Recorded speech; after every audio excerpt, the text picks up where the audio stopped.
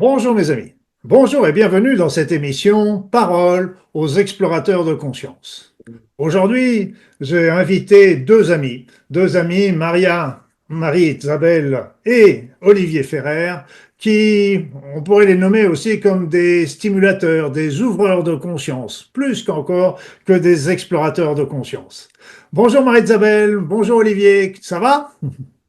Bonjour Bonjour Luc, Luc, quel bonheur d'être là. Le merci de bonheur ton est invitation. Nous sommes ravis d'être avec toi. Merci mes amis d'être là.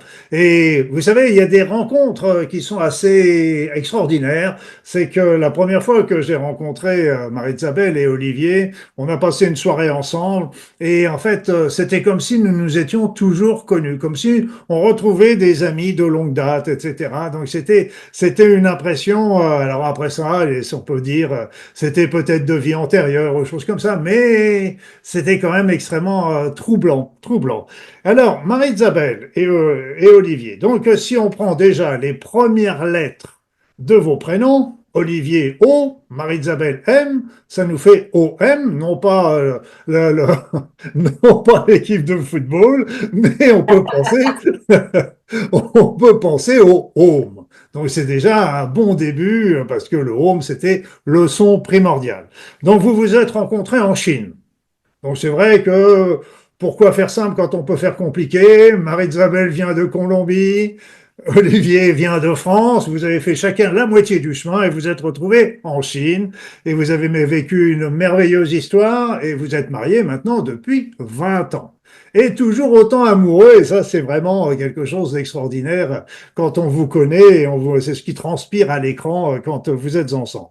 Donc évidemment, cette rencontre a été le fruit d'un grand nombre de bouleversements dans votre vie, donc qui vous a conduit, bon an, mal an, vers votre premier congrès sur l'amour irrésistible.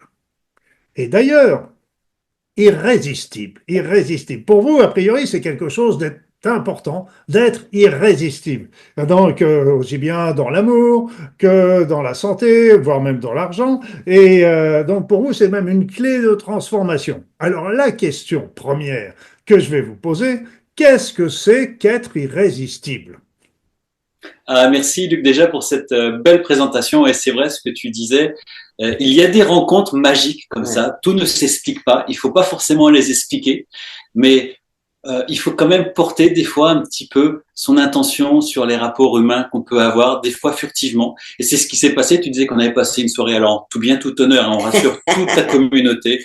On a passé une très très belle soirée. Et puis effectivement, eh bien le lien s'est fait. Alors pour répondre à ta question, c'est quoi d'être irrésistible? C'est vrai quand on s'affiche comme ça en disant amour irrésistible, santé irrésistible, ça peut paraître être un peu prétentieux. Mais en fait, nous, on en fait notre mantra, Marie-Isabelle et moi, depuis pas mal d'années, parce que ça rappelle une loi universelle, une loi de l'univers, qui est celle-ci, c'est que tout ce à quoi on résiste persiste. Et nous l'avons effectivement constaté parce que, comme tu disais dans ta présentation, ça fait 20 ans que nous sommes ensemble. Et puis, ben, en 20 ans de vie commune, on a exploré l'amour, l'argent, la santé, et on s'est aperçu qu'il y a des fois, il y avait on était face à un mur, face à des problèmes, et que si on restait contre cette problématique, eh bien, on n'avançait pas. Alors que si on se laisse traverser par la problématique, si on accueille cette problématique, si on a le sens de l'ouverture, eh bien, cette énergie circule. Donc, d'où nous vient cette expression d'être irrésistible. Tout ce à quoi on résiste persiste. Donc, essayer d'embrasser la vie comme elle se présente, bien entendu, en écoutant les messages de la vie, en cheminant, mais surtout de ne pas résister. Puis ça rappelle un petit peu aussi, tu parlais de l'Olympique de Marseille, certainement qu'il y a des sportifs dans ton écoute, dans ton audience, des gens qui pratiquent les arts martiaux savent que on peut se servir aussi de la force comme une résistance, mais aussi comme un allié. Donc nous, on fait de la vie comme étant un allié. On croit totalement que l'amour, l'argent, l'abondance, la santé sont là, mais c'est nous qui mettons tout le temps des résistances. Dans le travail, dans toutes les traditions, on nous parle de ça. Le travail, c'est pas aller créer l'amour, aller chercher la santé. sinon enlever les résistances, tous les empêchements qu'on a mis pour que l'amour, la santé, l'argent ne traversent pas et qu'on puisse exprimer aussi, qu'on soit un canal d'amour, un canal de santé et d'abondance pour les autres. Merci de ces beaux éclairages, mes amis. Et donc, nous allons continuer l'exploration de vos vies, de vos pensées. Et puis, bien sûr, honneur aux femmes, honneur aux dames. Et on va commencer par Marie-Isabelle. Ensuite, Olivier nous expliquera aussi son cheminement. Et puis, on parlera pour terminer de vos projets qui sont très proches, comme vous le verrez tout à l'heure. Alors, Marie-Isabelle, tu es magnifique avec ta parure et donc on discutait un petit peu avant cette émission et c'est une parure qui te viendrait de Colombie parce que toi tu es une Colombienne qui a vécu en Amazonie colombienne. Alors, comment était ta vie là-bas? Je suppose que tu n'étais pas dans une case avec, avec le feu de camp. Non, mais j'étais très proche. Hein. Je n'habitais pas dans un cabanon, ce qu'on appelle nous les bohíos. Je n'habitais pas ça. Mais mon voisin, oui, que c'était celui qui me guérissait, celui qui prenait les sorties pour taper sur nous, pour nous enlever les maladies. Lui, il habitait dans un bohío, il était juste à côté de ma grand-mère. Et c'est lui-même qui était celui qui allait à l'église pour faire sonner les cloches. Donc, je grandis dans cet environnement au milieu de l'Amazonie colombienne, vraiment sans électricité, sans accès à rien du tout parce qu'on n'avait pas de routes. Et les routes sont apparues quand je suis sortie à l'âge de 16 ans, mais toute mon enfance, aller à la capitale, aller dans une ville nous prenait entre 24 heures, 48 heures et on ne savait pas combien de temps ça allait prendre. Donc, je grandis dans un mélange des culture amérindienne avec les indigènes, avec la nature, avec les croyances vraiment claires de l'invisible, des pouvoirs des plantes, des pouvoirs guérisseurs des mains, des pouvoirs guérisseurs de la parole, des pouvoirs de l'œil, tu vois, avec l'œil on peut envoyer des mauvais ondes, aussi un mauvais œil, des pouvoirs de la bénédiction, comme c'est important que tes parents te disent bénédiction qui te bénisse tous les jours. Et de l'autre côté, avec une grande influence aussi de l'Église catholique qui nous disait qu'on ne pouvait pas croire à ça, qui nous mettait dans des autres règles. Et nous, on était au milieu, donc ma mère, mon grand-père et moi essentiellement, parce que ma grande-sœur moins que moi, on était très à l'aise de jouer dans ces deux choses-là. Donc, j'avais ces grands maîtres spirituels, le maître Jésus, Marie, comme des exemples, tous les saintetés de l'Église. Pour moi, c'était bienvenu. Mais en même temps, je parlais avec les lutins, avec les fées, avec les anges. Je demandais à mon ange gardien des choses tous les jours. J'avais des grands miracles. Mais pour moi, c'était normal tout ça. C'était pas exceptionnel. Et je croyais que c'était comme ça pour tout le monde. Même pour mes copines de la même école à laquelle on allait. Finalement, maintenant, je me rends compte que non, c'était mon grand-père qui était guérisseur, ma mère qui était très catholique. J'avais ces mélanges-là. Et c'est grâce à ça que depuis petite, si je disais que j'avais vu un lutin, c'était OK. Ma mère m'indiquait quoi faire, ou mon grand-père me disait quoi faire. Si je disais que je sentais quelque chose dans les mains, ma mère me disait, c'est normal, fais ça. Mon grand-père me disait, est-ce que tu sens pas les os? Regarde, écoute les os, tu peux les entendre. Donc, c'était très normal. C'est quand je pars à faire mes études à Bogota, à l'université, que je me rends compte que rien du tout. Quand je commençais à dire aux gens, ah, mais ça va pas, toi, je vois quelqu'un à côté de toi. Mais c'est, mais comment ça? Mais de quoi tu parles? Quand je disais des choses un peu qui n'étaient pas bienvenues, les gens me disaient, mais de quoi tu te mêles? Laisse-moi tranquille. Je disais, mais les gens ne sont pas comme ça. Et là, je me ferme. Mais oui, je suis née dans cette ambiance magique qu'à l'époque, pour moi, c'était pas magique, c'était normal. Donc en fait, tu as été en contact avec ce qu'on appelle les curanderos. Donc voilà. Donc excuse-moi mon espagnol parce qu'on dit on parle anglais comme une vache espagnole. Là, je vais dire je parle espagnol comme une vache anglaise. Donc là, donc Mais merci de dire curandero et pas chaman parce qu'en Amérique du Sud, on les appelle curandero, curandera ou taita. ou la mamita, c'est quand c'est la femme guérisseuse, c'est la mamita, ou el taita quand c'est l'homme. On n'utilise pas le mot chaman, et donc merci d'utiliser ce mot curandero qui est merveilleux. Oui, oui, et puis justement, ma question qui allait arriver, c'est es-tu une curandera? Je pense que oui, je pense que nous sommes tous d'une certaine façon des guérisseurs, des curanderos. Simplement, il faut s'entraîner. J'ai eu un entraînement quand j'étais petite et je n'étais pas, rien de ce que je ressentais ou qui sortait de mon espace de guérisseuse à l'intérieur de moi était arrêté. Au contraire, c'était bien accueilli. On me disait, c'est bien, utilise-le comme ça, fais attention à ça, ne fais pas ça. Attention, ce que tu viens de ressentir peut devenir après obscur. Donc, maîtrise-le. Donc, depuis l'âge de 4 ans, 5 ans, donc c'était, je crois que j'ai un entraînement qui m'a aidé à ça et maintenant j'ai ça au moins, mais je suis persuadée que nous l'avons tous. Simplement, on manque plus ou moins d'entraînement. Je suis née dans un bon endroit. Je crois que mon âme a choisi de naître dans cet endroit pour que mon ego, qui allait être hyper développé, puisse revenir tout le temps à cette source de simplicité, d'humilité dans les services et oui, d'humilité, de comprendre que c'est un service qui est très curandera, c'est pas quelque chose qui te met plus haut. Être curandera, c'est un statut qui te met au service de la vie et au service des autres. Et, et là, aujourd'hui, toutes ces expériences magnifiques que tu as eues, enfin, comme on dit, tu es tombé dedans quand tu étais petite, et donc tout ça, c'était du naturel, le contact avec les esprits, avec les défunts, ressentir le corps, ressentir les souffrances, transmettre les énergies, donc tout ça, t'as pas eu besoin, ou tu étais à l'école de la vie en Amazonie, c'est une expérience absolument fantastique, et ce qu'il faudrait un jour, c'est que tu arrives à transmettre peut-être tous ces connaissances et ce savoir autour de toi, c'est peut-être une idée que je lance, la curandera irrésistible. Voilà.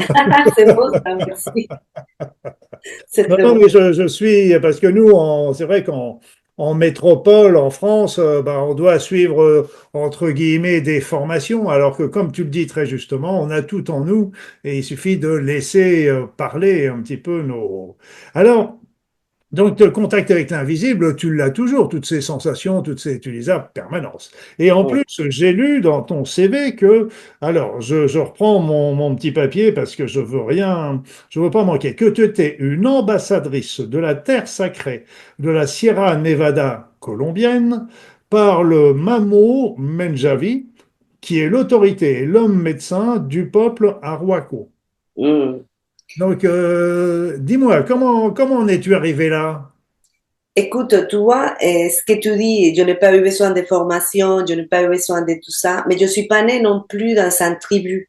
Si je n'ai pas un nom de famille, Hakanamijoy, Jamioy, Huajibioy, qui t'identifie immédiatement comme membre d'une famille, comme si tu étais de la royauté, on va dire. Et je n'ai pas ce nom de famille, je viens pas directement de ces familles. Donc, il a eu un moment où j'ai eu une crise existentielle ici en France en me disant, je m'affiche tout le temps en disant, je suis née en Amazonie, je suis imprégnée de toute cette culture, que pour moi, c'est un peu cette culture des indigènes, tu vois, c'est leur culture, c'est leur savoir-faire. Et j'ai eu un vrai moment de, de questionnement, un peu de crise de l'imposteur aussi, hein, et de me dire, mais de quoi je me prends de pouvoir dire oui, je suis née en Amazonie, ça me donne la possibilité d'accompagner les gens d'une certaine façon différente. Je fais des formations en coaching, en PNL pour me rassurer, mais quand je suis avec mes clientes, je suis dans une autre communication. Et donc, je suis allée répondre à un appel que j'avais eu del Mamo Menjavi, que c'est un grand curandero, une personne très, très reconnue en Colombie. Et par intermédiaire d'une copine, il voulait me voir. Mais je ne croyais pas que c'était si particulier. Donc je dis à ma copine, mais bon, il dit ça à tout le monde parce qu'on est comme ça, les Colombiens, on invite tout le monde. Et elle m'a dit, bah non, écoute, je le suis, je suis en contact avec lui depuis 10 ans et jamais il m'a demandé de venir à la montagne. Donc, je me suis dit, OK, avec Olivier, on s'était dit, OK, bah si. On était sur place. On était en Colombie, et donc, je dis, bah, écoute, je devrais profiter pour y aller. Donc, je suis allée lui exposer cette honte que j'avais de m'exposer comme quelqu'un qui est né là-bas quand je n'ai pas un nom de famille et qui m'imprègne de cette culture totalement de la région. Et lui, il était mort de rire, c'est un homme merveilleux. Et il m'a dit, mais tu as vu tes cheveux? Mais t'as vu, il me prenait les cheveux, il dit, mais tu as vu tes cheveux? Mais tu as vu tes yeux? Mais tu as vu? Et donc, il m'a dit quelque chose que la terre m'avait dit déjà, personne ne peut t'éloigner de ce que tu es, tu vois. Tu ne peux pas faire semblant de ce que tu n'es pas parce que ça tombe finalement. Donc, ne t'inquiète pas, c'est pas toi qui va décider si c'est toi, c'est la vie même qui va te montrer. Et donc, il m'a dit, mais tu as envie d'un titre? Bah, je te nomme ambassadrice. Et tu es mon ambassadrice et tu es l'ambassadrice de cette terre sacrée. Et c'était impressionnant pour moi parce que, pareil, les Kogi, les Arawaks, ils sont dans la montagne au nord de la Colombie, mais je suis née au sud de la Colombie. Et moi, j'avais dans ma tête un peu européanisée et aussi un peu de Bogota, de la capitale, cette idée de qu'ils sont des peuples différents, tu vois. Et il m'a dit, mais on est tous pareils. Et on est tous gardiens de la terre.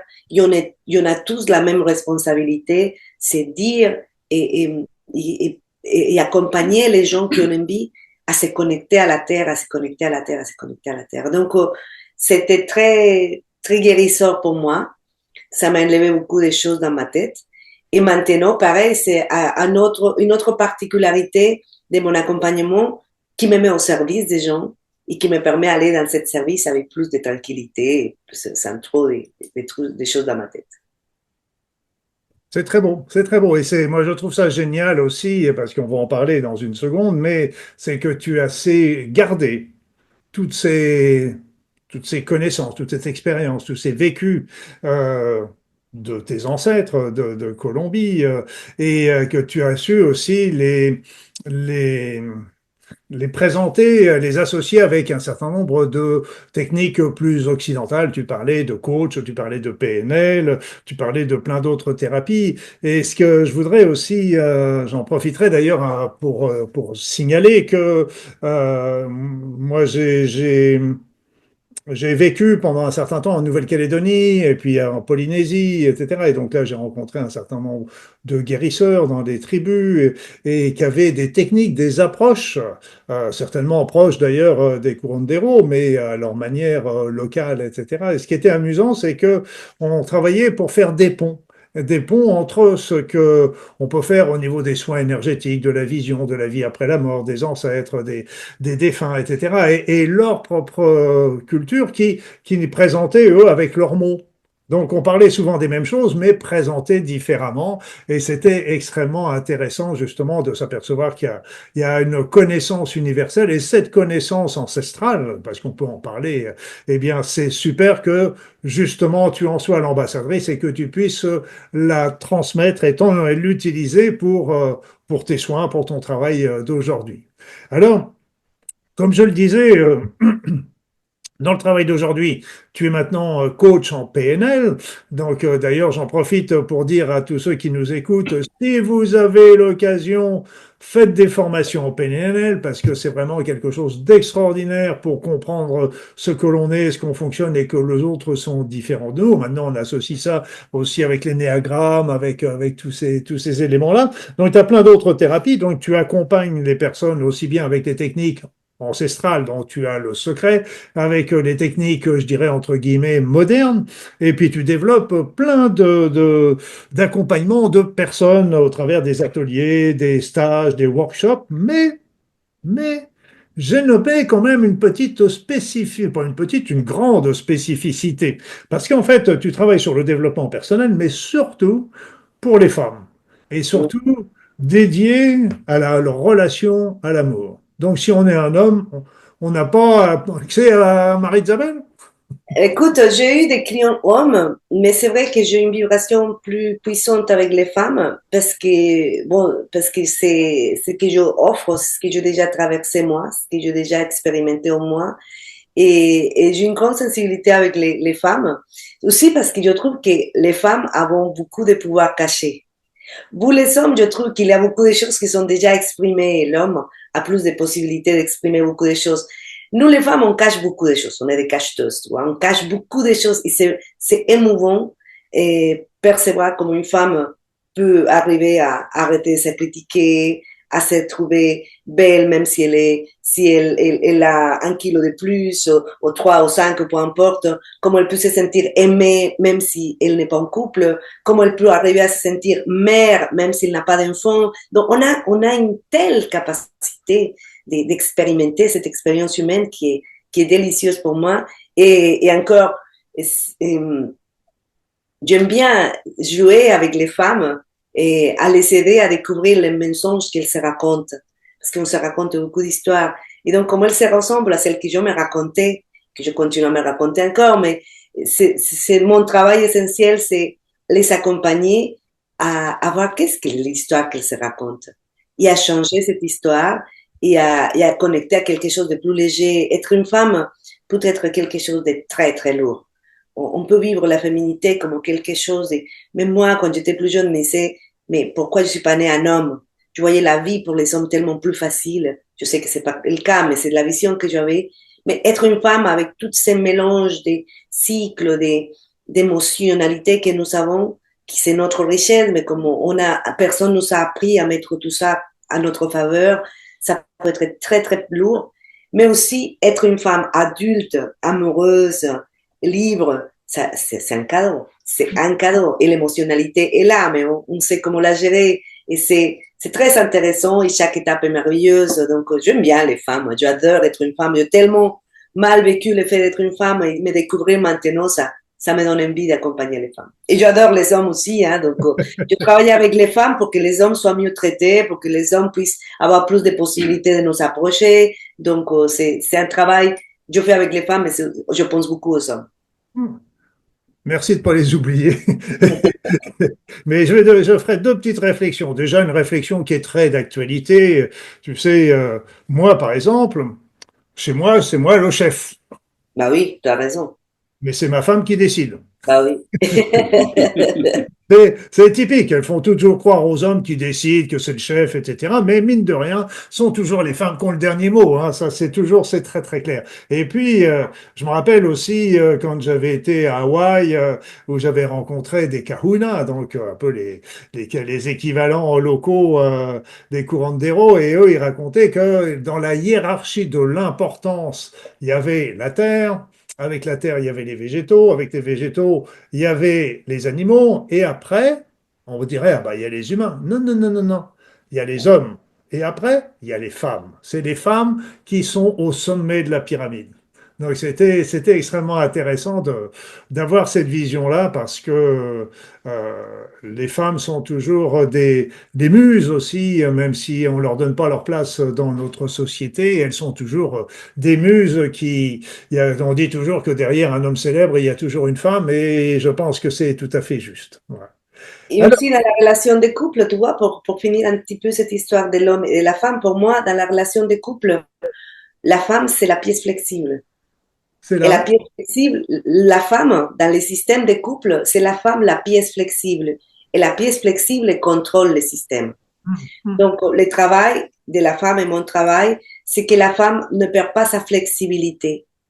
Et quand la femme perd sa flexibilité, le système se casse. Donc, pour moi, c'est super important ça. Et les femmes adorent quand je leur rappelle que c'est leur flexibilité qui va leur permettre le contrôle, parce qu'on adore le contrôle, mais on ne sait pas comment le faire et donc on devient rigide et c'est là où ce contrôle casse. Mais oui, la femme a le contrôle du système de couple, mais c'est sa flexibilité qui lui permet, tu sais, comme dans les bâtiments anti-sismiques, il y a des ressorts à la base de ces bâtiments.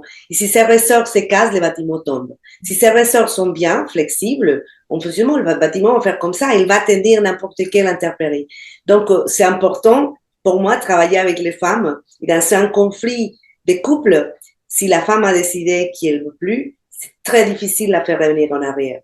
Si c'est l'homme, c'est plus facile. Il peut partir, il revient, il dit bon, c'était pour jouer, je sais pas. Mais la femme, c'est plus facile. Donc, c'est ça qui, ce n'est plus facile. Donc, c'est pour ça que je travaille avec la femme pour que depuis la jeunesse, depuis qu'elles sont célibataires, elles travaillent cette flexibilité pour qu'elles puissent avoir une relation de couple épanouissante. Ouais. Tout à fait. Ce qu'on dit aussi, et je pense que c'est la vérité, c'est que dans une famille, quand la femme, la mère, est bien, est heureuse, est en équilibre, etc., la famille entière se retrouve heureuse et en équilibre. Et c'est vraiment très le pivot un petit peu de son état d'être transpire automatiquement sur l'ensemble. Et là, on va pouvoir venir sur un autre élément, parce que, mis à part tous les talents que tu viens de dire, tu es aussi une autrice, l'auteur d'un livre qui s'appelle Amour, quantique et réalité, rencontrer l'amour dans ma vie. Donc, comment rencontrer l'amour dans la vie? Alors là, c'était assez impressionnant parce que tu as rencontré, tu décris un petit peu un contact avec une entité masculine. C'était avant Olivier, hein, c'était avant Olivier. Et donc, donc, et donc, vous avez échangé des questions sur les relations amoureuses. C'est souvent la question pour trouver dans votre futur une relation amoureuse. Donc, avec plein d'exercices pratiques. Peux-tu nous parler un petit peu de ce livre et de cette relation avec cette entité d'origine subtile, je tiens à préciser. Écoute, c'est ça. On l'a voulu avec Olivier appeler amour quantique et réalité parce que quand j'étais avec cet amour quantique qui n'existait pas, mais que je savais qui était, tous ces concepts de la physique quantique venaient d'arriver. C'était à peine le début et on entendait, mais on ne faisait pas très attention. Par contre, moi, mon grand-père m'avait déjà expliqué depuis toujours qu'on était tous connectés. Et donc, on ne pouvait pas prendre un orange à n'importe quel moment sans demander à l'oranger la permission. Et qu'on pouvait, parce que tout était connecté, tout était connecté. Et tout le temps, on me disait, attention, tout est connecté, attention ce que tu fais, tout est connecté, et ça va revenir, on est tous, comme dans une soupe, on est tous mélangés. Et tout le temps, j'avais ça en tête. Et je me suis dit, bon, finalement, si j'ai tellement envie d'être en couple, parce que j'avais une envie folle d'être en couple, je m'approchais déjà de la trentaine et rien de sérieux devant moi. Et tout le monde commençait déjà à se marier, tu sais, les copines commencent à partir d'un côté et de l'autre, et moi, rien. Et donc, je me suis dit, bon, si je suis avec cette envie, si j'ai envie de cet homme, bah, cet homme doit exister quelque part. Et c'est Rumi, que je ne connaissais pas non plus à ce moment-là, qui disait l'amour que tu cherches, te cherche aussi. Et c'est cette idée qui m'est venue un jour. Et je pensais à mon grand-père. Je commençais aussi à sortir de cette époque de négation de mes origines et de vouloir paraître une fille de la capitale et oublier tous ces ressentis que j'avais. Et je commençais à l'appeler. Je dis, bon, si tu es quelque part, viens me chercher, viens me chercher. Mais comme ça, comme on l'a imaginé, comme une folle, hein? Ici, entre nous. Hein? Bah oui, parce que c'était comme ça. Je commençais à lui dire, bon, où es-tu? Viens me chercher. Viens me chercher. Ce qui était incroyable, c'est qu'un jour, je ressentis sa présence. Je commence à ressentir sa présence. Il était là, il me parlait. Comme j'avais l'habitude, donc je me suis dit, OK, et il y a une présence. Peu importe d'où il vient, je ne vais pas poser des questions, je ne vais pas poser si c'était mon imagination ou pas. Il avait quand même une différence. J'avais beaucoup de ressentis, des flashs, des mots, des paroles, des réponses qui venaient pas de moi, des histoires que me racontait qui n'étaient pas les miennes. Et donc, c'était une conversation qui a duré à peu près 1 an et demi. J'ai eu des flashs où je voyais cet homme, il était grand, il avait des lunettes, et il avait une certaine façon de marcher, et il avait toujours, je voyais des baskets, tu sais, des chaussures, des baskets qui marchaient tout le temps. Je me disais, tiens, c'est un sportif, celui-là. OK. Et des fois aussi, j'étais très énervée parce que je continuais, pendant que je parlais tout ça, je continuais à être célibataire, et Saint-Valentin, je continuais à être toute seule, et le Noël, je continuais à être toute seule, donc c'était pas agréable. Donc je m'énervais aussi avec lui. Je disais, j'en ai marre, mais où es-tu? Mais c'est n'importe quoi, tu devrais être là. Il me répondait, il me disait, oui, mais attends, je ne sais pas encore le moment, je ne peux pas venir encore. C'était une folie, c'était très drôle et c'était sympa pour moi aussi parce que ça m'aidait à mieux vivre ce moment de solitude. Et c'est dans ces voyages en Chine, un voyage professionnel, quand je rencontre Olivier, c'était fou parce que c'était lui. Et ça m'a pris un moment, mais après je me suis dit, mince, c'est lui, c'est lui, c'est lui. Et là a commencé une vraie panique parce que comme on dit tous les sages, le problème c'est pas demander, le problème c'est recevoir. Et voilà, il était là et je me suis dit, waouh, il est français, je parle pas français, j'habite en Colombie, oui, je vais accueillir ce qu'il y a. Je me souviens que je savais que j'allais rester 2 jours avec lui. Je me suis dit, bon, ces 2 jours, je peux mourir demain. J'ai vécu déjà ça. Je sais qu'est-ce que c'est à aimer et se sentir aimé pour un homme. Et ok, mais j'avais déjà cette sensation depuis plus d'un an. Donc, c'était très intéressant et c'est comme ça qu'on est là. Et c'est pour ça que j'ai voulu écrire les livres parce qu'on a beaucoup d'outils. On a des livres, des workshops. Je me suis payé plein de choses pour travailler ma relation amoureuse. Et c'est bien de faire ça. Il faut avoir un coach, il faut s'informer. Mais il arrive un moment dans lequel il faut se mettre dans les mains de l'amour, vraiment. Il faut laisser l'amour ouvrir. Il faut faire confiance aveugle à l'amour. Et ça, on ne nous apprend pas. Et dans les exercices que je mets dans mon livre, qui est là, et ce sont des exercices pratiques dans lesquels chaque fois, on peut avoir ces conversations, même si ta tête te dit, mais tu es folle, mais il n'y a personne, et continuer, s'entraîner. Et c'est en contact avec beaucoup d'autres choses, hein, parce que le monde invisible est rempli des choses merveilleuses. C'est génial. Oui, merci Marie-Isabelle, parce que je pense que cette expérience, ce livre, peut rendre service à beaucoup de personnes, parce qu'aujourd'hui, la solitude est quelque chose de très fréquent en France. Beaucoup de personnes, d'hommes et de femmes, souffrent de cette solitude et cherchent quelque part l'âme sœur. C'est pas évident, et comme tu dis, il faut aussi savoir bouger, remuer, parce que malgré tout, pour trouver l'âme sœur, si on regarde bien, il a fallu que tu ailles en Chine quand même. Donc, donc c'est pas, t'as pas cherché en Chine spécialement l'âme sœur, mais ça n'empêche qu'il faut se bouger quelque part pour arriver à trouver l'homme ou la femme de sa vie. Donc merci de ce beau partage au travers de ce livre. Je crois qu'il y en a un deuxième qui est en préparation, il me semble, non? Oui, Voilà. oui, oui, je prépare un autre sur pareil, l'expérience d'être irrésistible, et que c'est une expérience vécue par un petit papillon qui est le papillon monarque qui vient depuis le Canada jusqu'au Mexique. C'est un voyage impossible, mais qu'il arrive à faire parce qu'il est irrésistible, il ne se résiste pas, il se laisse porter par le courant d'air. Merci. Donc, on va aller voir maintenant s'intéresser à Olivier, l'Olivier l'irrésistible, évidemment. Et donc, Olivier, t'as eu des chamboulements dans ta vie. T'en as eu, à mon sens, t'en as eu deux importants. Le premier, c'est la personne qui est à côté de toi. Et puis, la deuxième, c'est que tu as eu un petit problème cardiaque, un trouble cardiaque qui t'a marqué. Mais est-ce que tu pourrais nous parler un petit peu de ta vie avant, la vie d'avant, la vie d'où tu viens, de ta famille, de ton travail, parce que t'avais, à mon sens, je ne le connais pas parce que tu es très discret là-dessus, mais j'en profite qu'on soit devant les caméras pour t'interroger.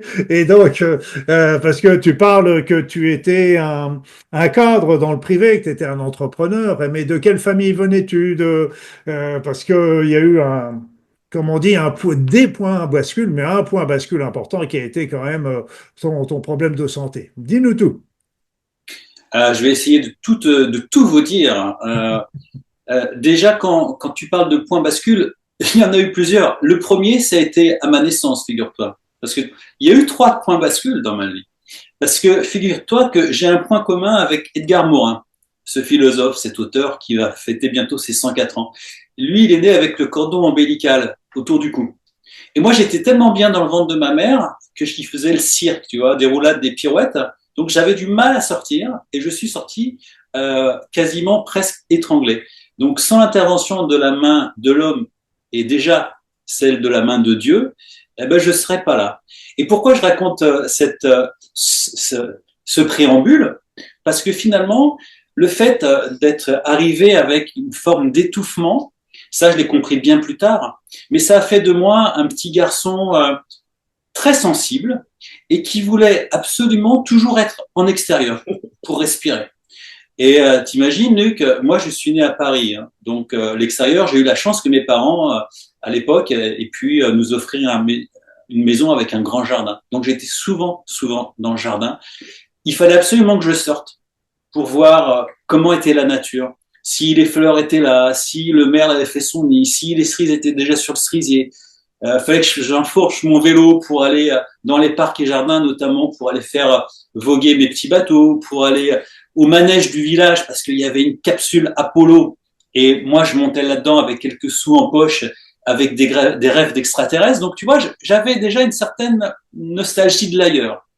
Donc on va dire que ça a été le premier temps de la brasse. Et puis après, tu sais, les années passent, tu rentres dans la vie active, tu deviens un homme important, hein, tu deviens un homme pressé. Et puis, j'ai la chance d'être papa. Et l'arrivée de mon fils aussi me réveille cette sensibilité-là. Figure-toi que quand je suis sorti de la maternité avec mon fils dans son couffin, ça a été un coup de semonce aussi pour moi, parce que tout mon environnement était exacerbé, toutes mes sensibilités exacerbées. Je sentais les odeurs de la ville, le pot d'échappement, je sentais le tumulte de la ville.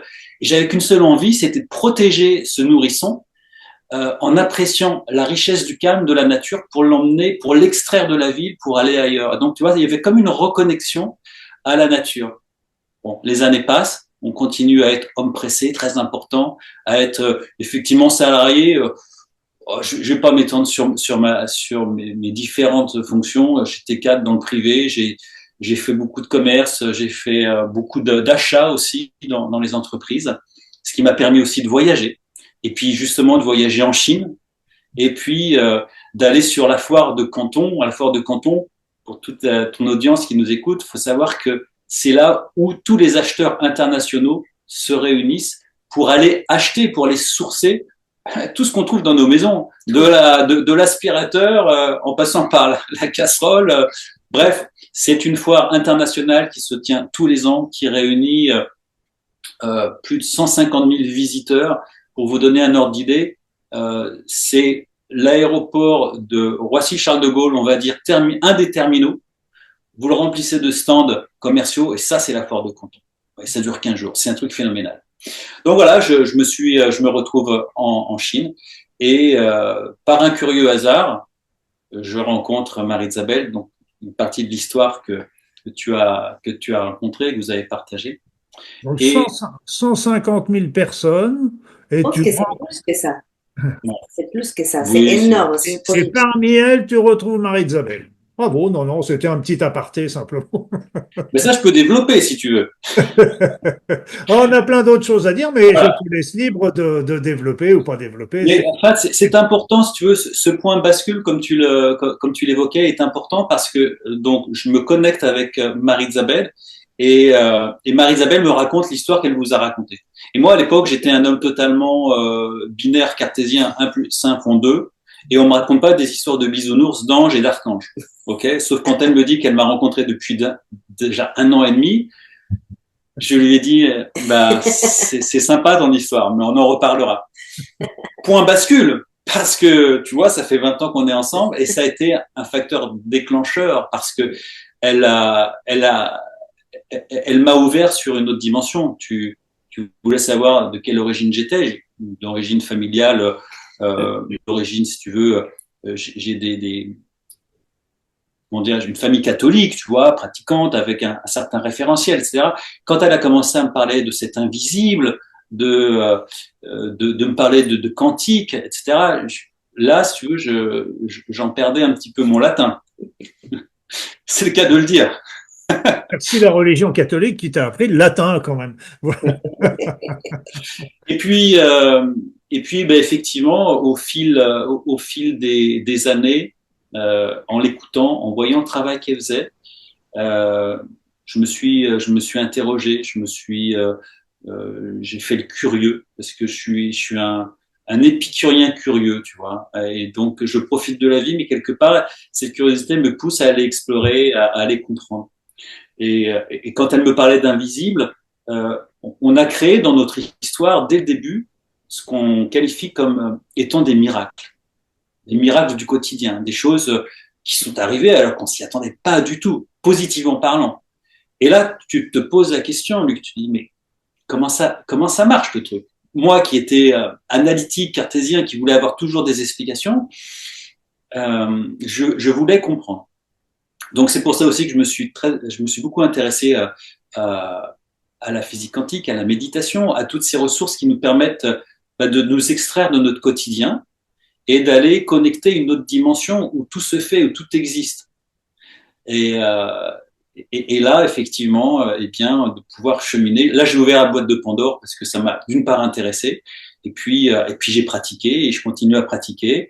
Donc, je vais faire court. Troisième événement qui a été effectivement aussi marquant, j'ai effectivement vécu un défi de santé il y a quelques années où, malgré, si tu veux, une hygiène de vie euh, correcte, si tu veux, bonne alimentation, sport, etc., eh bien, mon corps, parce que je suis très sensible et je suis à l'écoute de mon corps m'a fait comprendre qu'il se passait quelque chose d'anormal. Et déjà, je l'en ai remercié.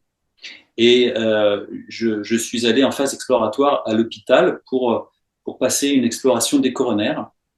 Et au moment de l'exploration des coronaires, ils m'ont posé un stent parce que j'avais une artère coronaire qui était bouchée à 99%, ce qui veut dire que j'étais à ça de l'infarctus, qu'aurait pu se passer n'importe où, dans un avion, dans un train, sur un bateau, n'importe où. Sauf que, encore une fois, c'est ce qui qualifie aussi un petit peu notre quotidien.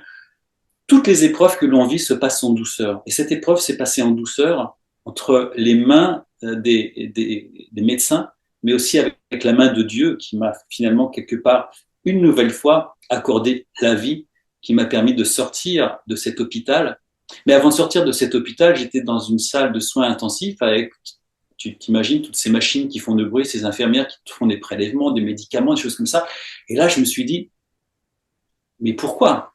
Pourquoi ça m'est arrivé? Et surtout, comment je vais pouvoir sortir de cette impasse-là? Parce que je ne suis pas du tout, mais alors pas du tout, friand aux médicaments. Donc, je ne voulais pas en prendre. Et donc là, ça a été un début de quête. Et d'ailleurs, tu t'en souviens, Luc, je t'avais passé un coup de fil à l'époque. On se connaissait déjà et je posais déjà un regard sur la compréhension de la maladie, de ma maladie. Et là, j'ai commencé à tirer, tu vois, le petit morceau de laine et la pelote s'est déroulée. Et j'ai compris énormément de choses par rapport à l'origine des maladies, par rapport à la prévention, par rapport à l'hygiène de vie et même par rapport à ce pivot qui est une nouvelle forme d'éveil spirituel lié à la maladie. Et voilà le troisième point bascule pour te répondre. Eh oui. Et c'est là encore une fois que nous nous retrouvons, parce qu'en fait, comme tu le sais, c'est aussi mon cheminement. Toi, tu l'as vécu entre guillemets en tant que patient. Moi, je l'ai vécu en tant que médecin, maintenant ancien médecin, thérapeute, etc. Et en fait, ce qui est génial, c'est qu'on se retrouve tous les deux dans cette quête de la médecine holistique, mais holistique aussi bien sur le plan physique, émotionnel, psychologique, énergétique et spirituel, et donc qui est aussi donc une quête spirituelle également. Donc, et ce qui est superbe, c'est qu'aussi tu as fait aussi un certain nombre de formations, si j'ai bien compris, parce que tu es aussi, t'as franchi le cap, t'as évolué, Marie-Isabelle t'a préparé déjà sur l'invisible, sur les curanderos, et puis après ça, toi, tu as vécu et ça t'a remis en question. Et toi, tu as fait aussi, si j'ai bien compris, un certain nombre de formations par rapport à, tu es maintenant énergéticien, magnétiseur New Connection. Donc, il va falloir que tu m'expliques un petit peu la subtilité. Et puis aussi, tu es spécialiste en respiration holotrophique. Donc là aussi, explique-nous un petit peu ces belles spécialités dont tu te vantes guère, mais qui devraient pourtant être mis un peu plus en avant, à mon sens. Ah, mais je te remercie d'en parler, mais il n'y a rien d'exceptionnel et encore une fois, faut savoir rester discret parce que si j'ai fait ces formations, avant tout, c'est pour moi-même. Tu l'as bien compris, c'est comme quand on va s'acheter un bouquin de chez Tré Daniel qui parle de développement spirituel ou personnel, c'est parce qu'on a un intérêt personnel à comprendre. Et ces formations-là, si tu veux, elles m'ont servi d'une part pour comprendre, pour explorer, tu vois, et puis pour me nourrir. Euh, Après, quand on parle, bah oui, de respiration holotropique, ça a été des concours de circonstances. Tu sais, comme on dit toujours, rien n'arrive par hasard dans la vie. On va dire le premier réveil d'atelier de formation, c'était à Paris. Marie-Isabelle m'avait dit, tiens, tu sais, On va parler de méditation, on va parler de physique quantique, va voir, et j'ai mis le doigt dans le pot de confiture, c'était Joe Dispenza, et j'ai fait tous ces workshops, et là, forcément, il y a un truc qui s'est ouvert, donc voilà. Puis après, effectivement, est venu à moi des différentes possibilités. Tu n'as pas parlé de la vision extraoculaire, qui est une méthodologie extraordinaire que j'ai apprise auprès de d'un pôle argentin, mexicain, qui en fait n'est ni plus ni moins qu'un système de méditation qui est essentiellement réservé pour les enfants, qui leur permet justement de se reconnecter à l'invisible et à la spiritualité. Et grâce à cette méthode-là, ils arrivent à lisser leurs problématiques quotidiennes, que ce soit l'hyperactivité, les défaillances scolaires, etc., etc. Donc, je me suis formé à ça. Et je me suis formé à la respiration holotropique avec Marie-Isabelle, au magnétisme. Mais voilà, on va dire, je cherche pas à être couteau suisse, j'ai cherché à comprendre, à tester, à mesurer. En plus, bon, on se connaît un petit peu. Luc. Moi, c'est aussi le syndrome de l'imposteur. Je parle des trucs, j'ai jamais été médecin, tu vois, j'ai jamais été professeur émérite. Donc, il m'a fallu, si tu veux, par rapport au programme dont on parlera peut-être un petit peu plus tard, que je puisse aussi comprendre, mesurer et pratiquer. Et non seulement être, entre guillemets, un perroquet, un colporteur d'informations. Ah, genre, je reconnais bien là la grande modestie d'Olivier, mais bon, ça n'empêche que ces formations ne laissent jamais indifférent, et aussi bien au niveau personnel que de son entourage. Je suppose que tu as déjà largement utilisé ces techniques. Déjà, tu les as utilisées au travers des cercles de guérison que tu as orchestrés, au travers d'un certain nombre d'éléments que tu dois pratiquer aussi autour de toi, sur Marie-Isabelle, et surtout les proches, etc. Donc, il faut, tu sais, les titres ne sont pas très importants. C'est la qualité de l'être. Et moi, je suis toujours quelqu'un de très pragmatique, hein, de se faire soigner par quelqu'un qui a un grand nombre de titres. Et si on a un résultat zéro, et on va avoir un magnétiseur, un curandero, qui n'a pas de titre, etc., et qui nous guérit. Donc, c'est le résultat qui compte. Ça ne veut pas dire que les gens qui ont des grands professeurs, etc., n'ont pas de résultat. C'est pas du tout dans cet esprit-là que je disais ça. Mais c'est pas le titre qui est important. C'est la valeur de la personne et du soin qui est derrière. Et tu sais, ce qui est important aussi, tu as raison de préciser ça, Luc, mais si je mets pas non plus en avant tous ces titres et toutes ces compétences, tu sais pourquoi? C'est que moi, j'essaye aussi au travers de nos programmes, de nos quotidiens, de d'aider mon prochain. C'est une forme de mission de vie, tu vois, de contribuer de cette manière-là. Et la meilleure contribution, la meilleure aide qu'on peut proposer aux gens, c'est de se réveiller, de s'éveiller par rapport à leur plein potentiel de guérison. Tu le fais depuis des années. J'en prends le relais de manière différemment. Je pense que ça, c'est essentiel. Il y a effectivement les formations, il y a les titres, mais il y a aussi l'accompagnement vis-à-vis de toutes ces personnes-là qui sont en quête, qui sont en cheminement, pour leur dire oui, c'est possible. Éveillez votre guérisseur. Allez à votre propre rencontre, à votre toute-puissance. Oui, oui. Et c'est pour ça que je disais en préambule là, dans cette émission, qui est émission Parole aux explorateurs de conscience, et je disais que pour vous deux, il faudrait changer en disant Parole aux éveilleurs de conscience. En fait, à travers toutes ces expériences que tu as gentiment, que tu nous as partagées et je t'en remercie. Merci aussi avec ce contact, hein, parce que tu avances toujours cette notion de l'amour de la nature. Donc pour toi, c'est quelque chose qui revient très très souvent dans ton discours, dans tes présentations. Donc ça t'a permis de développer une vision, une philosophie de vie avec Marie-Isabelle, avec la nature, avec tes expériences et puis bah, bon an, mal an, comme tu le dis tout juste, justement, ça t'a emmené vers les congrès qui avaient pour but, comme tu l'as évoqué il y a un instant, mais le but était surtout d'aider Et c'était ça l'intérêt. C'était pas que tu fasses des consultations, des choses comme ça, mais c'est faire des congrès pour que aider, je cite, aider au mieux-être de l'humain en conscience. Voilà. Donc c'est là c'est aider les personnes à faire, non pas faire pour eux, mais leur donner des outils pour faire. Je pense que ne dénature pas ta pensée en disant ça. C'est tout à fait ça. C'est effectivement d'ouvrir, de proposer, et puis que chacun puisse disposer. Ouais.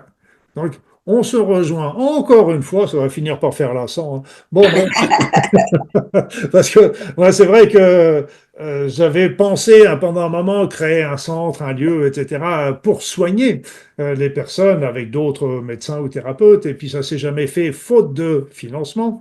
Et puis j'étais très déçu, à chaque fois ça tombait à l'eau le projet, et puis comme tu sais, il n'y a pas de hasard. Bon, et et une nuit m'est arrivée une phrase en anglais.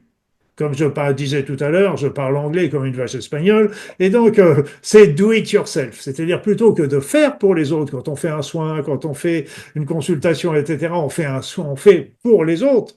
Mais si Mhm. on apprend aux autres à faire, c'est tout à fait différent. C'est un peu comme quand on dit, si on creuse un puits dans un pays, il n'y aura toujours qu'un seul puits, mais si on apprend aux gens à faire, à creuser les puits, bah, il va y en avoir 10 000 au bout de quelques années. Donc c'est là le cheminement et donc de transmettre. Et là, on arrive à l'autre partie de cette émission, de toutes vos nombreuses activités. Là, il a fallu que je prenne des notes parce que je me suis dit, je vais en oublier. Donc tout ça, vous avez eu l'envie tous les deux de transmettre et d'aider surtout aussi les personnes sur leur chemin de guérison.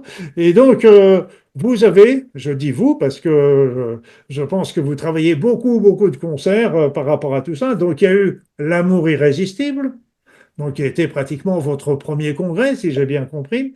Après ça, il y a eu L'argent irrésistible, il y a eu les cercles de guérison. Donc c'est vrai que tous ces événements, j'ai eu la joie et le plaisir d'être votre invité, de participer à ces activités, mais c'est vous qui avez organisé, qui en êtes les instigateurs. Et pour ceux qui nous écoutent, on va commencer à passer véritablement des scoops, parce que là, il va y avoir la quatrième déjà, édition du congrès La santé irrésistible qui va ouvrir le 24 février et qui va durer une semaine. Donc ça, je cite également ta présentation, votre présentation, excusez-moi.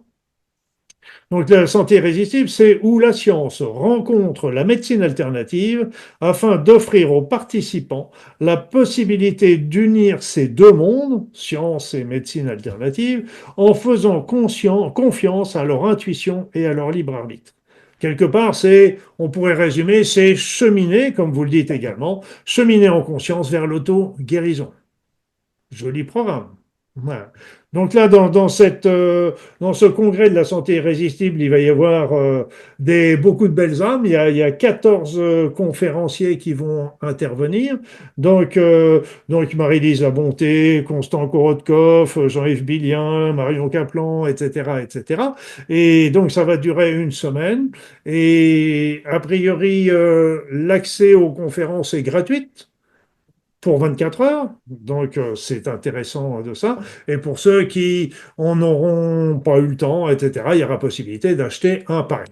Est-ce que j'ai rassemblé à peu près des points importants? Tu es un ambassadeur extraordinaire, Luc. Je t'en remercie. Ça se Et, voit, ça se mais- voit qu'il a participé à plusieurs de nos et tu événements. n'as pas cité Luc Baudin qui sera aussi dans cette quatrième édition du Ouais, congrès de la santé irrésistible. Non, écoute, c'est parfait, Luc. Merci de mettre le focus là-dessus.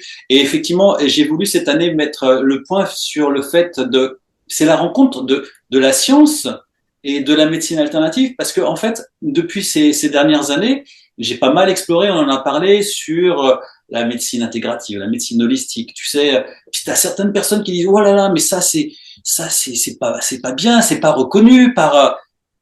Mais en fait, là où je me suis positionné, c'est que aujourd'hui, si on est là ensemble avec cette sympathique discussion, c'est grâce à la médecine moderne, à la technologie, aux médecins, aux chirurgiens, mais aussi à tout ce pan de médecine.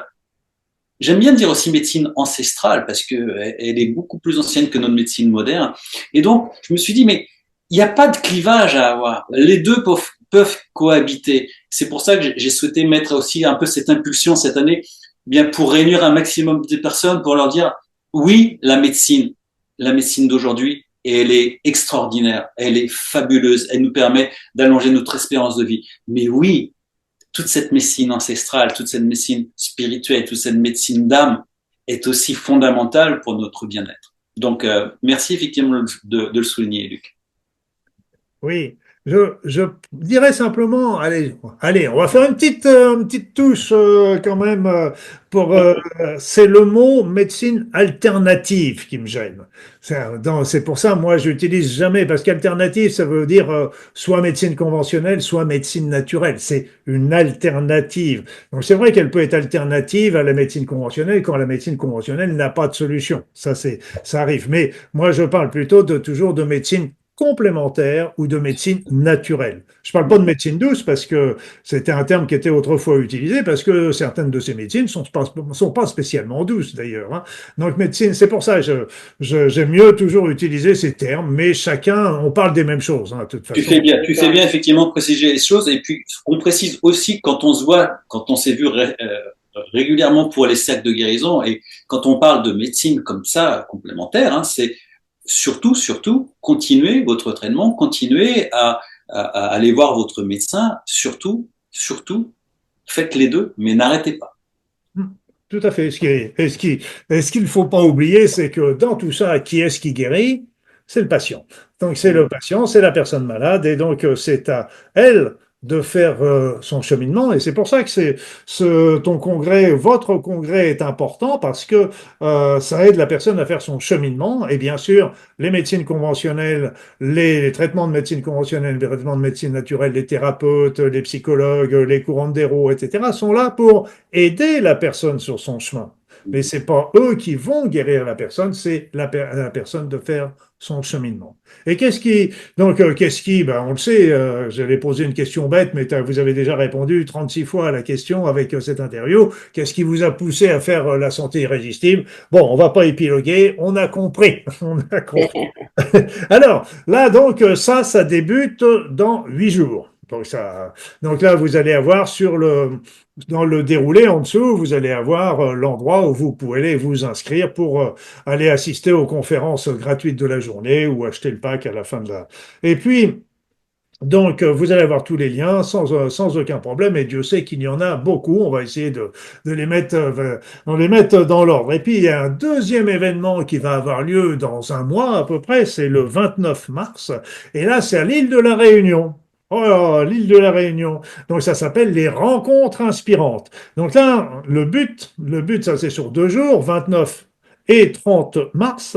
Il y aura 10 intervenants en présentiel, là, pour le coup. Marie-Lise Labonté, Lilo Massé, notre amie Karine Arsène, qui nous a invités sur son sympathique émission Le Mac qui fait du bien, il n'y a pas très très longtemps, Noël Casson, etc. Donc,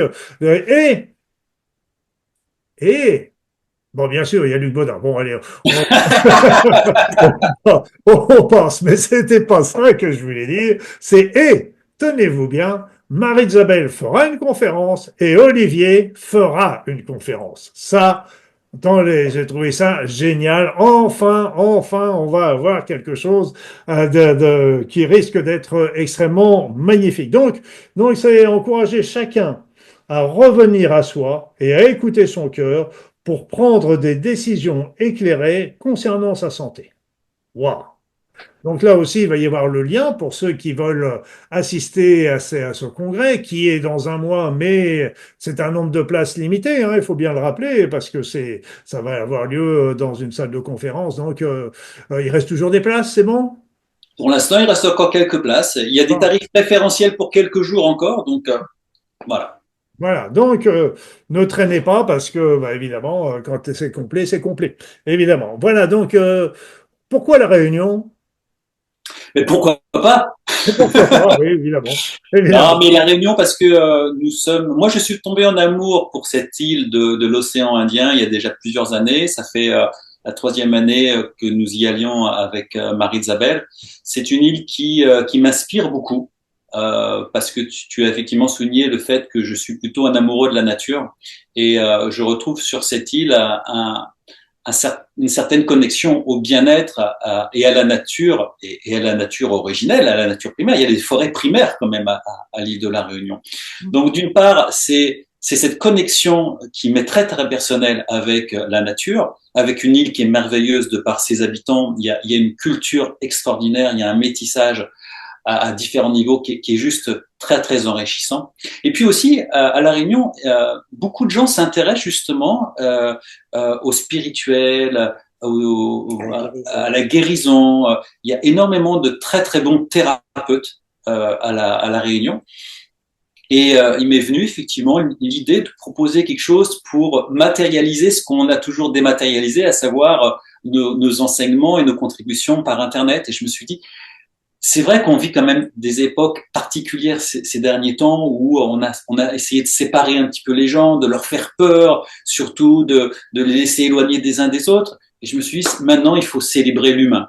Il faut arriver à se rencontrer et à apprendre à se connaître et apprendre aussi la richesse des uns et des autres. Parce que chacun est inspirant. C'est d'où le titre aussi de ces rencontres, les rencontres inspirantes, parce que toutes ces personnes que tu as citées qui vont être tes conférenciers sont inspirants par définition, mais les 400 personnes qui vont être dans le public, chaque personne est inspirante, peut être inspirante pour son voisin. Donc, il m'est venu l'idée de le proposer aussi à Corinne Merlot, qui est une thérapeute originaire de La Réunion et qui co-organise cet événement avec nous, de proposer une grande réunion amicale où on puisse effectivement aller tous communier autour du bien-être, du mieux-être. Et puis justement, quand on a commencé à parler de mieux-être, on s'est dit, qu'est-ce qui pourrait rendre le quotidien encore plus confortable pour autrui? Quelle est la principale problématique aujourd'hui? Et les études le montrent, 75% de la population est impactée par le stress, l'anxiété et le burn-out. Donc on s'est dit, tiens, on va essayer d'apporter quelques outils pour contribuer au mieux-être des uns et des autres autour de cette thématique. Donc la réunion, ça s'est fait presque naturellement. Tu sais, quand tout à l'heure tu disais qu'il y a des rencontres qui ne sont pas des hasards, eh bien, je pense qu'il y a aussi des lieux sur la planète qui ne sont pas des hasards, où il y a des notions vibratoires, où on se sent bien et où on a envie de faire et de partager. Donc voilà pourquoi la réunion. Mais je vais me tourner maintenant vers Marie-Isabelle parce qu'il m'a semblé que tu évoquais à certains moments aussi que l'île de la Réunion te rappelait un certain nombre d'énergies que tu as vécues dans ton enfance en Colombie, en Amazonie en particulier. Je me trompe? Non, c'était impressionnant parce qu'Olivier voulait aller à la Réunion. Je ne suis pas une grande voyageuse, mais je suis une femme amoureuse, donc je suis mon Tu as été mari. quand même en Chine, à la Ah non, Réunion. mais c'est Bon, bon, hallucinant, mais mis à c'est part ça, elle bouge pas beaucoup, exactement. on sait bien. Mais c'est pas moi qui va t'organiser un voyage, hein. Moi, si je peux rester quelque part, c'est mieux pour moi. Mais j'adore suivre Olivier dans ses aventures. Il me parlait tout le temps de la Réunion. Je dis, bon, écoute, on y va, c'est pas, écoute, on peut y aller. Mais ça m'a vraiment surpris déjà les couleurs. C'est la différence climatique par rapport à l'auteur. C'est quelque chose qu'on a dans l'Équateur, en Colombie. Donc, c'est les gens, les sourires faciles, la facilité de danser, la musique, l'influence africaine et de notre musique colombienne, c'est pareil à La Réunion. Donc, c'est vraiment intéressant. J'étais très touchée. Il avait plein de moments dans lesquels je ne savais pas où j'étais. Je croyais que j'étais en Colombie, mais j'entendais quelqu'un parler français. Je disais, ah oui, les goyaviers, les fruits, les ananas, ça me rappelle énormément la Colombie. Donc, je suis très, très bien là-bas aussi. Et bon, Olivier avait envie de faire ça. C'est un gros, gros projet. C'était un vrai défi, un challenge incroyable aussi, comme nous, comme entreprise. Heureusement, Corinne Merlot était là pour le suivre et le soutenir de là-bas, parce que moi, je pense que je n'aurais pas trop suivi. Mais je vois que c'est fait et c'est génial. C'est génial que c'est fait. Ouais. Donc, je ne m'étais pas trompé. Il y a bien des énergies et les énergies sont Il y a des vortex d'ailleurs là-bas qui sont très puissants. Il y a des forêts primaires et puis sans parler les cratères des anciens volcans où on peut aller faire des promenades, sans parler de celui qui est toujours à la fournaise, qui est toujours actif, etc. Donc c'est un pays, bien sûr, on peut y aller pour le soleil et la plage. Il n'y a pas beaucoup de plages où on peut se baigner véritablement à cause des petits amis, de nos amis les requins, mais là, il y a quand même il y a des piscines, il y a des plein d'autres, mais c'est surtout les balades, la nature, et c'est pour ça que je comprends qu'Olivier soit attiré, lui, l'amoureux de. Alors, donc, amour irrésistible, argent irrésistible, cercle de guérison. Maintenant, les deux prochains, la santé irrésistible donc qui va avoir lieu le 24, les rencontres inspirantes qui vont avoir lieu le 29 mars, mais vous vous arrêtez pas là, mais vous vous arrêtez pas là. Donc là, en plus, vous organisez des croisières de l'amour irrésistible sur un voilier en Méditerranée. Vous avez un café quantique que vous animez sur Facebook. Vous et toi, je crois que c'est plus spécifique à toi, Marie-Isabelle, c'est une masterclass Oser aimer pour de vrai. C'est ça, voilà, oser aimer pour de Beaucoup de vrai. choses. C'est vrai que, tu Et vois, puis, pour ça, mais pardon. non, je disais, finalement, à la présentation de tout ce qu'on fait, ça me rassure parce qu'il y a des fois, je me dis, les semaines passent tellement vite, qu'est-ce qu'on fait? Mais voilà. Voilà, bah, c'était un peu ma question finale. C'est, on vous retrouve également donc sur Internet, on vous retrouve sur YouTube, on vous retrouve sur Facebook, on vous retrouve sur Instagram. Vous dormez la nuit? Ça nous arrive, hein? Ah ouais, Oui, d'accord. c'est fou hein, parce que j'ai toujours l'impression que je fais pas beaucoup de choses tout le temps. Tu vois, c'est intéressant ça parce que j'ai tellement d'envie, on a tellement d'idées, des choses. Ah, mais on devrait, par exemple, au CM pour de vrai. Et on avait passé déjà des années, on était peut-être à la 15e année de notre rencontre. Et je dis, Olivier, c'est génial ce qu'on vit. Olivier me dit, mais oui, mais je dis, mais il faut partager ça. Si tu savais, si tu savais comment les gens souffrent dans les relations parce qu'ils ne savent pas comment se retrouver, je lui ai dit, bah oui. Je dis, mais il faut qu'on partage ça. Et c'est là où, comme on a fait au CM pour de vrai. C'est un programme, on a fait ce programme-là, mais bon, voilà. Après, comme tu l'as dit, il y a tellement de choses. Tu parlais de la croisière, ça c'est un truc juste extraordinaire parce qu'en fait, on invite les femmes à venir sur un voilier dans un endroit paradisiaque pas loin de chez nous parce qu'on a la chance d'habiter en Méditerranée, en France. Et pendant cette session-là, eh bien, on les invite à se remarier avec elles-mêmes pour pouvoir aller en relation avec l'autre. Même, on peut aussi travailler le deuil sentimental parce que, en fait, il y a tellement de blessures autour de l'amour que, eh bien, on les accueille dans notre intimité sur ce bateau-là pour travailler avec elles. Et on est un petit groupe, et on fait un mariage avec soi-même devant la lune, devant la Méditerranée. Et c'est quelque chose qui met en clair et il donne un aspect concret à cette histoire de s'aimer soi-même. Nous, on dit beaucoup, il faut s'aimer soi-même. Mais qu'est-ce que c'est s'aimer soi-même? Est-ce que tu es disponible à t'engager avec toi-même, à t'accepter dans la maladie, dans la pauvreté, dans la richesse, dans tous les moments de ta vie? C'est un excellent exercice de PNL d'ailleurs, parce que ton cerveau comprend qu'il y a quelque chose qui se passe, qui est miraculeux aussi dans la relation avec soi-même, aussi avec la relation avec les autres. Et si tu me le permets, Luc, juste un mot parce que tu as évoqué les cercles de guérison et je voudrais ici te remercier parce que toute ton audience, ta communauté a pu te suivre au travers de ces différents mois sur les cercles de guérison que nous avons effectivement co-présentés ensemble. Ça fait déjà quelques temps qu'on n'en a pas fait. Là, toi, tu prends un petit peu de distance par rapport à ça parce que tu as aussi pas mal de choses à faire, mais je tiens effectivement et je tiens effectivement à dire à ta communauté et aussi à toutes les personnes qui nous suivront que les cercles de guérison vont continuer sans Luc à l'écran, mais toujours avec l'énergie qu'il a mis à vouloir nous soutenir dans ce projet-là. Et les cercles de guérison reprendront et vous serez informés au fur et à mesure. Mais encore une fois, la guérison vient de vous. Nous sommes que des metteurs en lumière par rapport à tout ça. Donc encore une fois, grand merci Luc de ta contribution. Merci de ce petit message. Et j'avais une question qui m'est revenue et que je me pose moi personnellement, et je sais pas, je pense qu'il n'y a même pas de réponse, mais tu parlais de s'aimer soi-même, Marie-Isabelle. Alors l'idée, la question que je me pose, est-ce qu'il est important de commencer par s'aimer soi-même pour arriver à aimer les autres, ou est-ce que le fait de pouvoir commencer par aimer les autres nous aide à nous aimer nous-mêmes? J'adore ta question parce que j'ai tellement souffert avec cette histoire d'il faut que tu t'aimes parce que pour pouvoir aimer les autres, il faut que quelqu'un d'autre t'aime.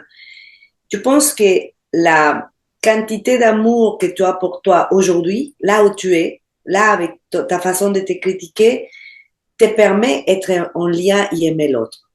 Tu sais, la mesure de l'amour, on peut pas la mesurer avec notre cerveau, c'est à un autre niveau. Donc, l'amour, c'est comme une particule nucléaire, même s'il y a une petite chose comme ça peut créer des miracles. Donc, il faut arrêter de croire qu'il faut s'aimer totalement. On n'arrivera jamais à s'aimer totalement parce qu'on n'arrivera jamais à découvrir la grandeur que nous sommes pour nous aimer et nous apprécier totalement.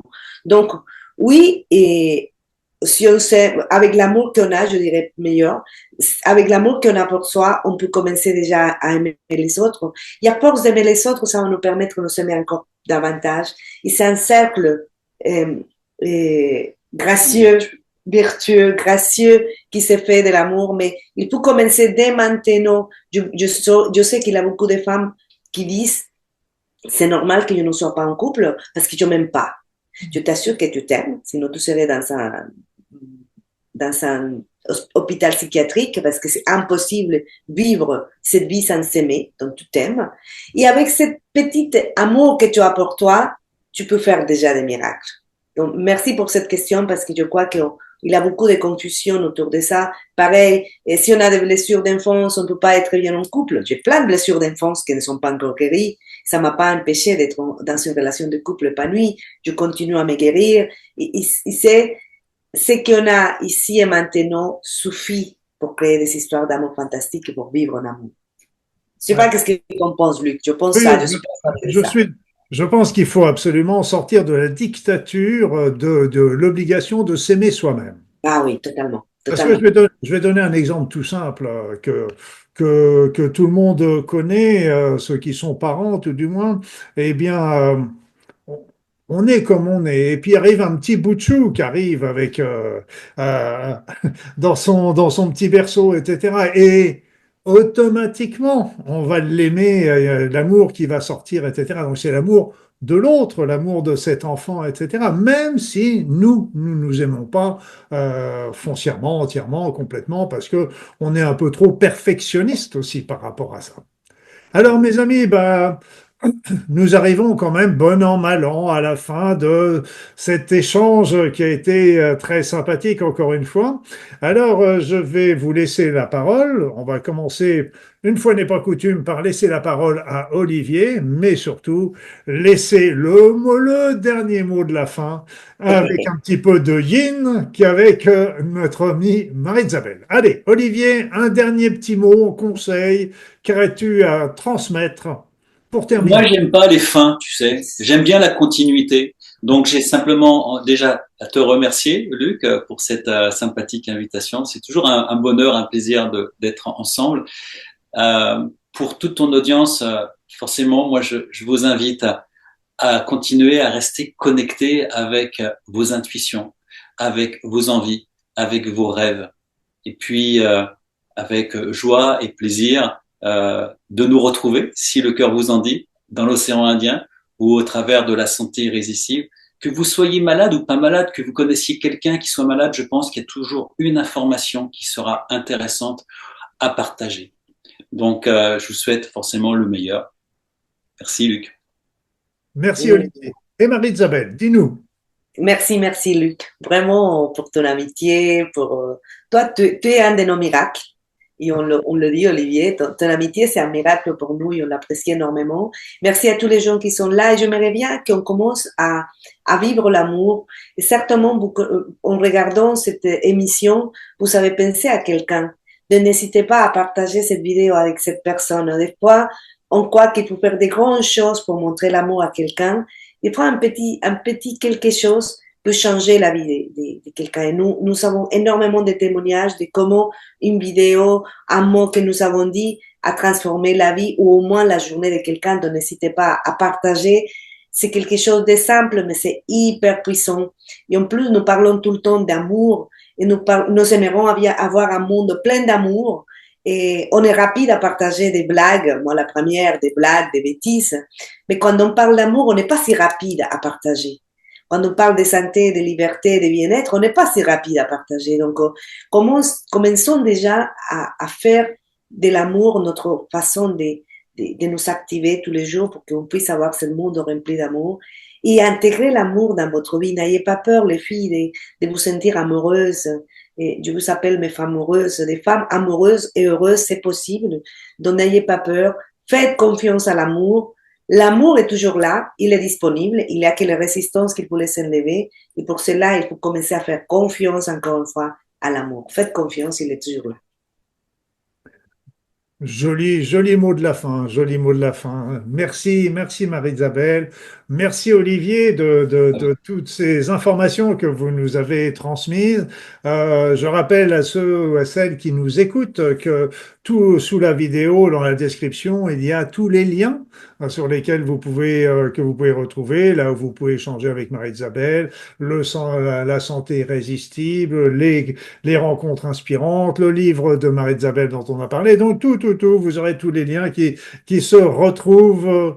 Et puis, comme je rejoins aussi Olivier, j'aime pas les fins, j'aime pas les séparations, j'aime pas les au revoir, j'aime pas tout ça. Mais bon, on va quand même arriver à devoir arrêter cette vidéo. Et puis, de toute façon, la fin n'est que apparente parce que comme nous sommes tous reliés, nous sommes tous une seule unité, une unité. Et donc, on est tous ensemble. Donc, on continue notre vie communautaire et en attendant, au plaisir de se revoir sur les ondes de YouTube ou ailleurs, à La Réunion. Au revoir mes amis.